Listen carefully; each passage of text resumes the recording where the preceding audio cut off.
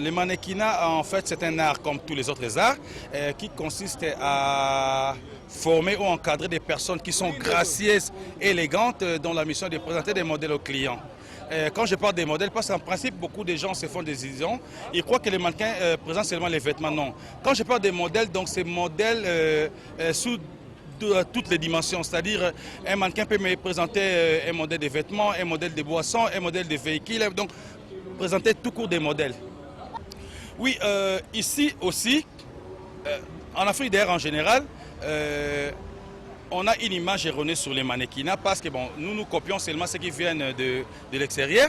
Moi, je dis un mannequin est une personne gracieuse et élégante dont la mission est de prêter des modèles aux clients. Je ne dis pas qu'un mannequin est une personne mince et élancée, non. Mais ici, les gens croient que pour être mannequin, il faut être mince et élancé. Non. Là, nous copions les critères des Occidentaux. En principe, tout le monde peut être mannequin parce que moi, je dirais, les mannequinats en soi a 12 départements. Il y a les départements des modes. Quand on est mannequin des modes, on est là juste pour présenter la mode. Or, il est vrai, en Europe ou en Occident en général, on prône la sveltesse, donc les filles, les personnes minces, parce que ce sont leur style. Mais ici, par exemple, en principe, pour les habits d'ici, on cherche des filles qui ont quand même de la chair. Ainsi, par exemple, je peux vous donner un exemple. On met un blanc ici et puis un noir. On présente 10 filles minces. Je pense que c'est le blanc qui choisirait les filles minces. Mais les noirs, non.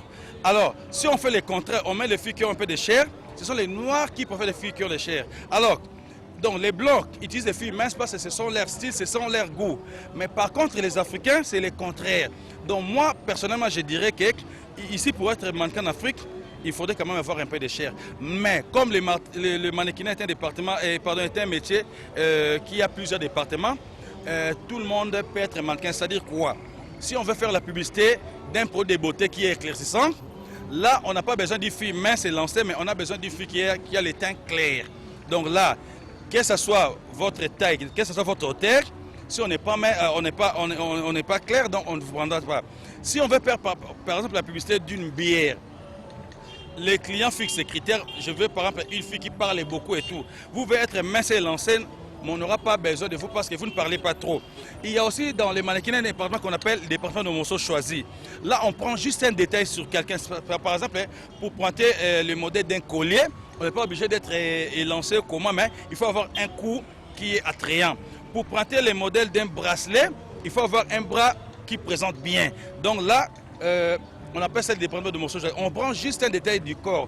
Donc on n'a pas besoin de votre taille ou de votre teint. Quand on est mannequin, on devient une personne publique, c'est-à-dire on n'a pas une vie privée, s'il faut le dire, c'est comme les musiciens, c'est comme tout le monde. Alors, et puis le mannequinat a vraiment un penchant plus féminin.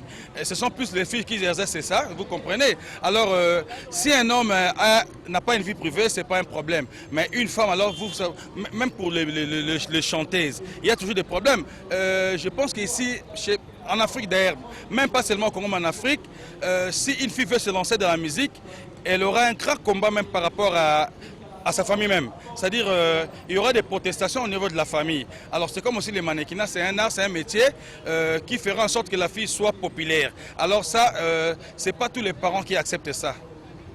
Les contraintes, c'est par rapport, comme j'ai dit, aux finances, c'est-à-dire le métier est très mal connu ici à Quito. Donc il y a beaucoup de difficultés pour avoir des sponsors. En Europe ou ailleurs, par exemple, ce sont des créateurs qui lancent des mannequins. Donc des créateurs dans les domaines de la mode et puis dans les domaines des cosmétiques. Mais ici, il n'y a pas vraiment assez de créateurs. Je peux dire, il n'y a pas de créateurs qui ont assez de moyens pour faire des défilés eux-mêmes. Donc là, c'est un grand problème. Et puis pour des entreprises cosmétiques, ici, ils préfèrent peut-être prendre des publicités d'ailleurs ou utiliser des filles... des filles qu'ils trouvent dans des photos, dans des revues. Ils n'aiment pas vraiment prendre des filles d'ici. Alors, pour que les filles prospèrent dans ces métiers, il faut qu'on ait des stylistes, il faut qu'on ait des défilés, il faut qu'on ait des publicités. Donc, ce sont ça là quelques contraintes qu'on a.